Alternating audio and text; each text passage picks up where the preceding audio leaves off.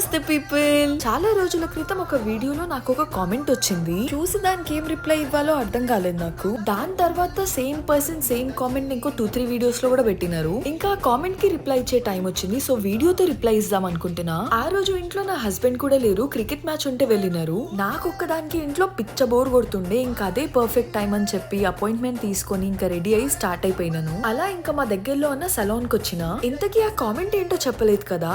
Eyebrows చేయించుకోండి please, అస్సలు బాలేదు అని పెట్టినారు. ఏం చేయమంటారండి, మొన్నటి వరకు వింటరే ఉండేనా, అందులోనూ నా ఫస్ట్ వింటర్ ఇక్కడ. నాకైతే పిచ్చి పిచ్చిగా చలి పెట్టింది. ఎసెన్షియల్స్ కి బయటికి వెళ్ళడానికి 10 సార్లు ఆలోచించేదాన్ని. ఇంకా గ్రూమింగ్ కి పోయేటంత సినిమా లేదు. ఇప్పుడైతే ఇక్కడ స్ప్రింగ్ వచ్చేసింది. ఇంకా ఆ రోజు వెదర్ అయితే అసలు మస్తు ఉండే. సో ఇంకా ఫైనలీ వెళ్ళి చేంజ్ చేసుకున్నా. మొత్తం అయినాక మంచి షేప్ లోకి వచ్చింది అనిపించింది. మరి మీకేమనిపించింది కామెంట్ చేయండి. ఐబ్రోస్ ఇంకా అప్పర్ లిప్ కి $25 తీసుకుంది, అంటే అరౌండ్ 2100. ఇంకా బిల్ తో పాటు నా చేతిలో ఒక చాక్లెట్ కూడా పెట్టింది.